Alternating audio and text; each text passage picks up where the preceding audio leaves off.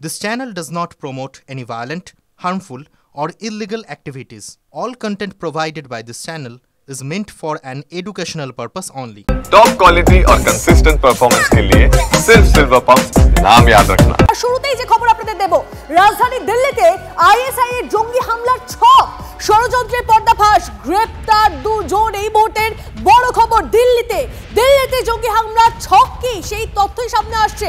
3 মাস ধরে হামলার ছক করছিল পাক গুপ্তচর সংস্থা আইএসআই, এমনটাই খবর পাওয়া যাচ্ছে। আরো একবার আপনাদের জানিয়ে রাখি, রাজধানী দিল্লিতে আইএসআই এর জঙ্গি হামলার ছক, ষড়যন্ত্রের পর্দাফাঁস, গ্রেপ্তার 3 মাস ধরে হামলার ছক করছিল পাক গুপ্তচর সংস্থা আইএসআই। গোপন সূত্রে খবর পেয়ে হানা গোয়েন্দাদের জালে পাক চর আনসারুল মিয়া আনসারি সহ 2 সেনা সম্পর্কে আইএসআই কে তথ্য সরবরাহ করত এই আনসারি।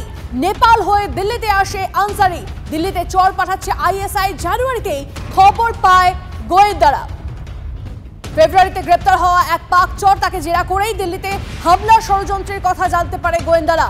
চর চক্রের নেপথ্যে পাক দূতাবাস কর্মী দানিশি, অনুমান গোয়েন্দাদের।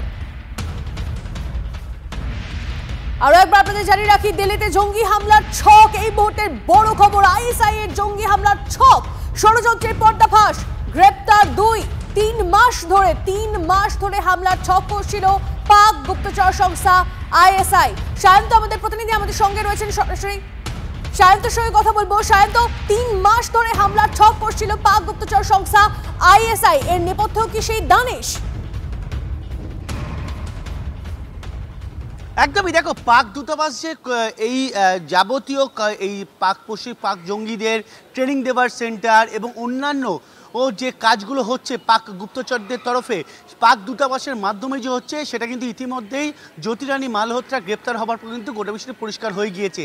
এই অবস্থায় দাঁড়িয়ে 3 মাস ধরে গোটা প্ল্যানিং এবং তারপর এক্সিকিউট করার জন্য যাবতীয় দায়িত্ব কিন্তু এই পাক দূতাবাস থেকেই বকলমে দেওয়া হচ্ছিল। স্বাভাবিকভাবে এটা নিঃসন্দেহে বলা চলে যে পাক দূতাবাস থেকে কীভাবে উস্কানি দেওয়া হচ্ছে, কীভাবে যাবতীয় প্ল্যানিং তৈরি করা হচ্ছে, সব মিলিয়ে যেভাবে 3 মাস ধরে এই জঙ্গিরা, বলা চলে পাক গুপ্তচরের ট্রেনিং প্রাপ্ত এই জঙ্গিরা যেভাবে ভারতের মধ্যে লুকিয়ে ছিল, যেভাবে তারা ধরা পড়ার পর কিন্তু একটা বিষয় পরিষ্কার হয়ে যাওয়া হচ্ছে যে দিল্লিতে বড়সড় নাশকতামূলক কার্যকলাপ করার জন্যই তাদেরকে মূলত প্রশিক্ষণ দেওয়া হয়েছিল।